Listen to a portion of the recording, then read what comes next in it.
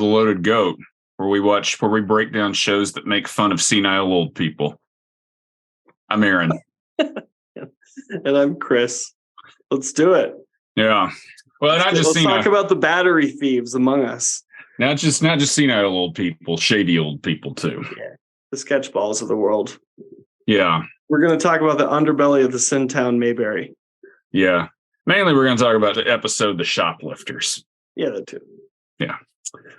How you doing? I'm good. I haven't shoplifted in a little bit, so I'm coming in, a little rusty on this episode, but looking forward to it. And have you ever shoplifted? Yeah, accidental. You like accidentally take stuff from the grocery store, I would say. You like have your cart and it's self-checkout and you were like putting things in and out and then you forget that like you have like soda water on the bottom level or something, or you miss something and you realize it later. But I've never, set out to go steal something. Yeah, I've never shoplifted. If I did, I'm not going to talk about it here. I have never shoplifted. I had a friend, it's the same friend who's put that thing in his ear. Whose son put that thing in his ear, what I told you about a few episodes ago. Apparently he lifted a gift card from a place because he liked the look of it and brought it. And when she saw it, she made him take it back.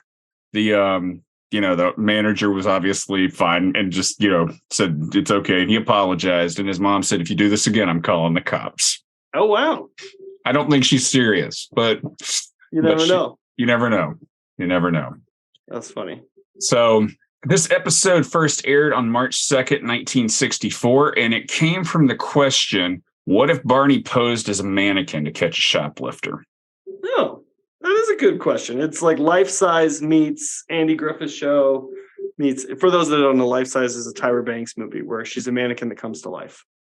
There's also a movie called Mannequin where a mannequin comes to life, and Mannequin 2. I'm glad there are at least 3 of this drivel.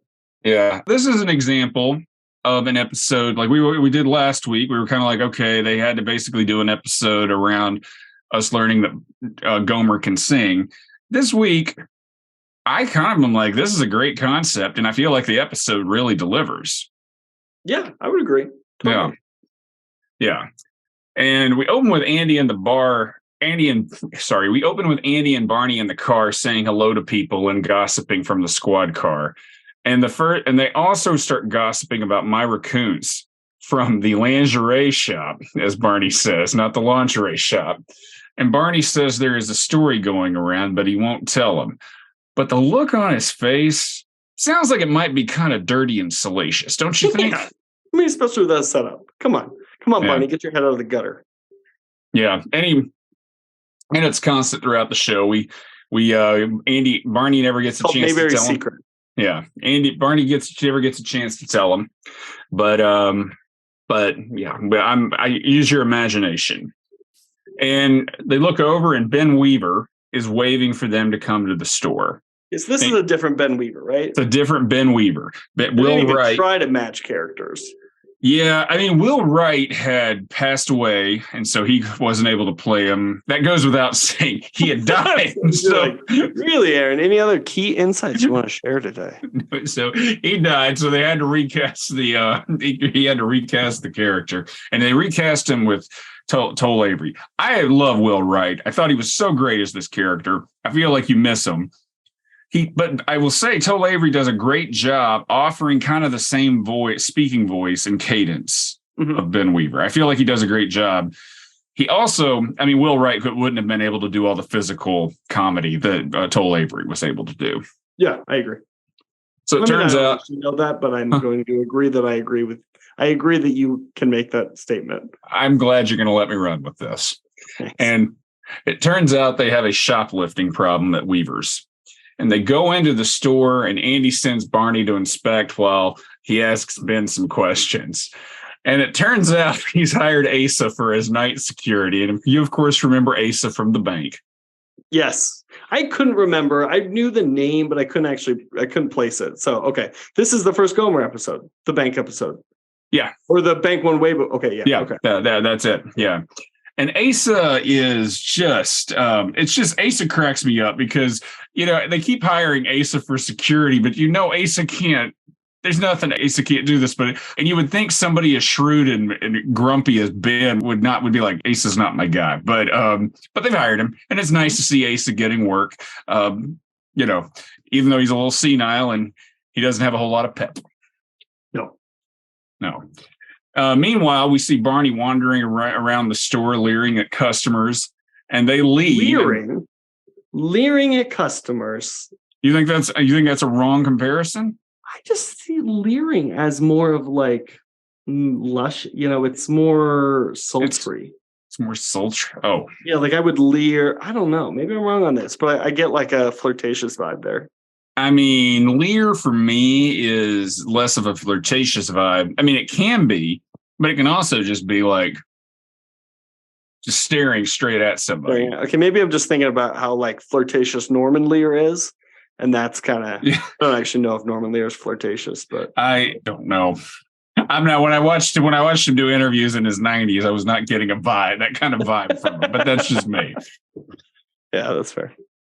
So they leave, and Barney almost walks off with a beer can opener with an umbrella in it, and Ben makes him put it back.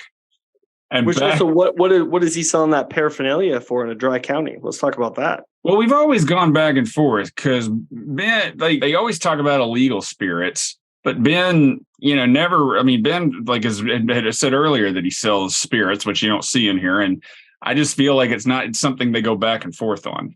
Yeah, and. So back at the jail, Barney calls Thelma Lou and says he has to break a date for the movie. And this just is laugh out loud funny where he's like, no, it's not the trash cans. Because it's like she knows he's overplaying what he's doing too, which is just great. Yeah, I do like it. Yeah. Yeah. So that night we see Asa working security and he plops down on the couch and falls asleep as expected. If you're going to work security, it's great to a place where you have a home goods store. Yeah, I mean, I would think though. I mean, the thing about it is like I'm like you. As long as you're a light sleeper, I don't see why you can't nap. Because anytime somebody breaks in, they're gonna wake you up. Now the problem is Ace is not a light sleeper. Correct. And Ben comes in and sees him, and he's ready to let him have it until he sees a flashlight coming through the window, and it's Barney who opens the unlocked door and walks in. And he puts his bullet in the gun. He puts his bullet in the gun, and Ben is hiding, accidentally jiggles some glass, and Barney leaps and ducks for cover. We got ourselves a little friendly fire cat and mouse game ahead of us, don't we? We do. Asa never wakes up, and Barney sneaks around gun drawn, but keeps making racket. He and Ben play cat and mouse. I mean, this is some great physical comedy. It is. Yeah. And Barney sees a flashlight in the window, and then the door opens and it flashes in Barney's face. Shenanigans ensue. And no one got shot. Yeah, I mean, that was the thing I was thinking about this. I'm like, he's wandering around with a gun. Ace has got a gun. I mean, you got three goobers wandering around in the dark. You're kind of like, what? This has got disaster written all over it. 100%. Yeah. And so Andy comes upon the three of them, and Andy basically calms them all down. And Andy has determined that Ben is being robbed during the day. And we go to commercial. After the break, Andy tries to tell Barney through Q&A that he thinks Weaver's is getting robbed. After the break, he tries to tell Andy through Q&A that he thinks Weaver is robbing his own store. Which you said Q&A. Yeah. Well, QAnon. Right? Come on, get out of here with these conspiracy theories. Well, Andy's being difficult. And Barney says, I mean, Barney's going around, and I think Andy knows exactly what he's getting at, but Andy's just not going to entertain it. And Barney keeps saying, I hate it when you get obtuse. And Andy finally explains to Barney why his theory is plain hogwash. And I mean, I think the biggest thing is it's not really like the whole argument of Weaver being a nice guy. I mean, there's really nothing that I've never thought of Ben Weaver as a nice man. I think he's a brutal capitalist. Yeah. And so like the stuff about him going to church and that just seems so out of left field. Yeah.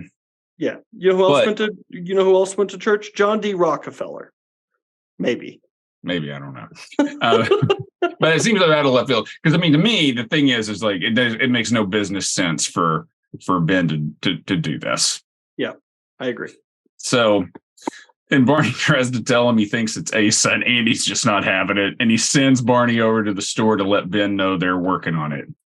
And at Weaver's, which is not confidence inspiring. No. I mean, if Barney Fife comes to you and lets you know he's on top of anything, is that going to give you confidence? No, not at all.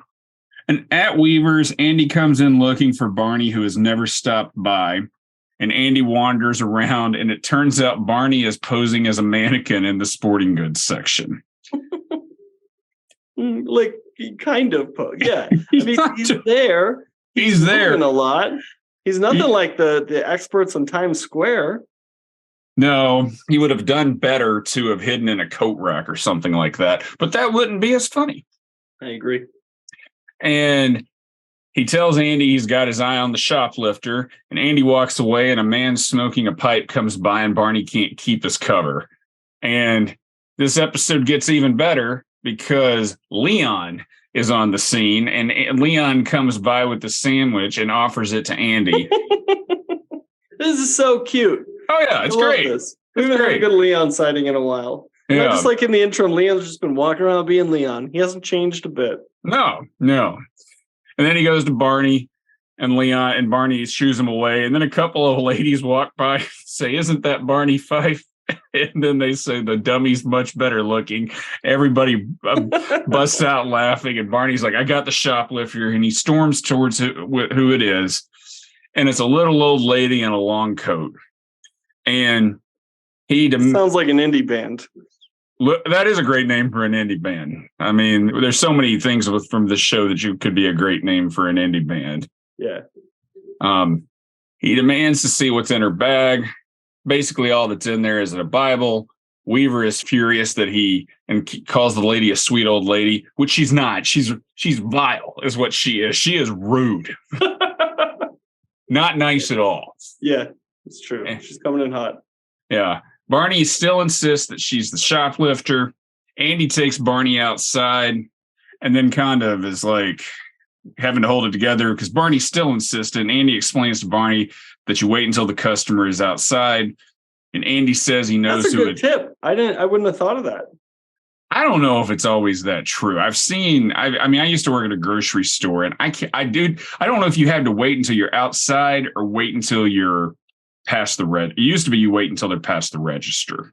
Yeah. Or until they've paid, then you stop them and you pull them into the back room and like in casino where they no, it's not like that at all. They do take it pretty seriously, but then they just they call the police and that's that. Yeah. Yeah. So Andy says he knows who it is. He then points and stops the lady and tells Barney to go get the scale. She's indignant. Which is weird. This part's weird. Sorry, go on. I mean, I just don't understand why you can't just walk up and, because you hear her clanking when she walks outside. You don't need to weigh her. Yeah. No one knows how much anybody weighs, right? Like it was like 165 and they're like, Barney's like, I weigh 11 pounds. It's like, all right, easy, Barney. Enough fat shaming here for the both of us. I mean, I don't think she's being fat shamed. I mean, it's like at first Barney's like, oh, wow, she's thick. I mean, he doesn't even realize she's a shoplifter. Yeah. But she weighs 163 pounds.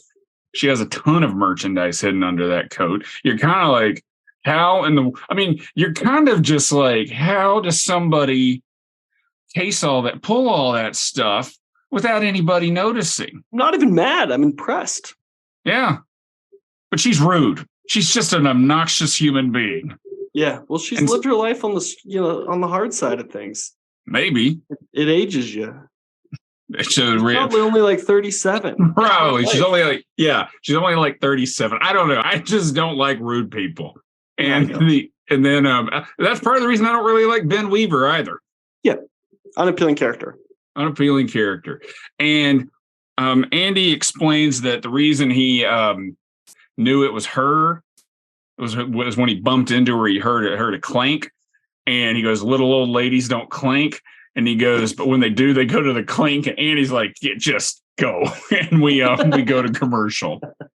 I did like that bit. Yeah.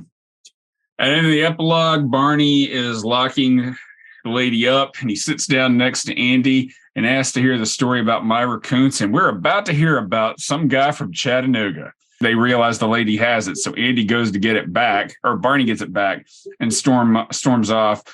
And Andy follows him, asking to hear the story as we close. I'll tell you what would have punched this up is if she pointed the gun and it has no bullets. Yeah, totally. Yeah. And she points the gun and then the bullet falls out of Barney's pocket. Yeah. And he jumps. Yeah. She's got sticky fingers. Yeah. Needless to say, nevertheless, this was a great episode, and it won a Writers Guild Award for Best Episodic Comedy Writing. Oh, really? Yeah. Interesting. Okay. Yeah. What would you give it? I think I'd give it a 9. Oh, I'm going 8. Okay. Yeah, it was solid. New frame, new characters. Barney as a mannequin. That's funny. Yeah.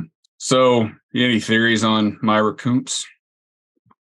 We don't have time for that here. We're going to do that BTS. All right. Any final thoughts? No. All right. Well, thanks for listening. Check us out on Apple Podcasts, Spotify, YouTube, and wherever you get your podcast. And if you think about it, subscribe. Next week, we'll do Andy's vacation.